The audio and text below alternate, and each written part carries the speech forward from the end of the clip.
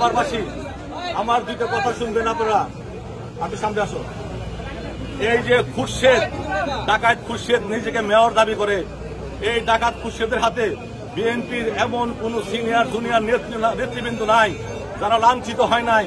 এই ডাকাত খুরশেদ এই সাভারের সমস্ত ডিশের ব্যবসা নিয়ন্ত্রণ করে।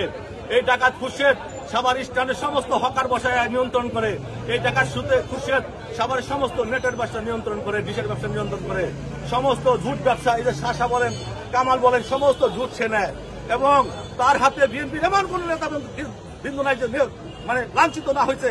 আজকে আমার ভাগনা যে বিএনপির ছাত্র বিষয় সম্পাদক, ছাত্র দলের সাবেক সিনিয়র সহসভাপতি, তার আজকে নিজে পিস্তল ঠেকাইয়া হাতুর দিয়া বাইরে তার দুইটা হাত দুইটা পা ভেঙে ফেলছে। এই ডাকাত খুরশেদ নাকি আবার মেয়র হবে। আপনারা সাভারবাসী, আপনাদের কাছে বিচার দিলাম। আপনারা এই ডাকাত খুরশেদ সম্বন্ধে জানেন, সে আমাকে মৃত্যুর হুমকি দিছে। আমি মৃত্যুকে পরোয়া করি না।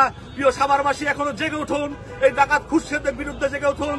আমি বিএনপির হাইকমান্ডকে বলবো, এই ডাকাত খুরশেদকে বহিষ্কার না করলে সাভারের বিএনপি শান্তি পাবে না। বলতে পারি, বিশ্বাস করেন, আওয়ামী লীগের একটা লোকের গায়ে 30 বছরে সে হাত দেয় নাই। এই 30 বছরে বিএনপির এমন কোন সিনিয়র নেতৃবৃন্দ নাই তার হাতে লাঞ্ছিত না হয়েছে। বাকি যারা আছে তারাও লাঞ্ছিত হবে।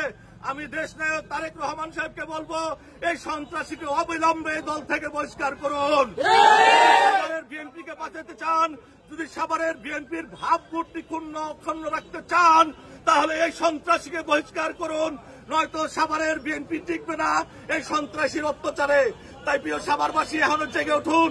এই খুরশেদের হাতে, খুরশেদের বাবা মার খেয়েছে, খুরশেদের মা মার খেয়েছে, খুরশেদের ভাই বোন এমন কেউ নাই মার খেয়েছে। যে মজনু মোল্লা এই দলের জন্য জীবন দিছে, সেই মজনু মোল্লার বউকে সে গায়ে হাত দিছে। এই মজনু মোল্লার ছেলেকে মেরে বাইর থেকে বের করে দিছে। এই খুরশেদ একটা জানোয়ার, এই খুরশেদ কোন মানুষ না।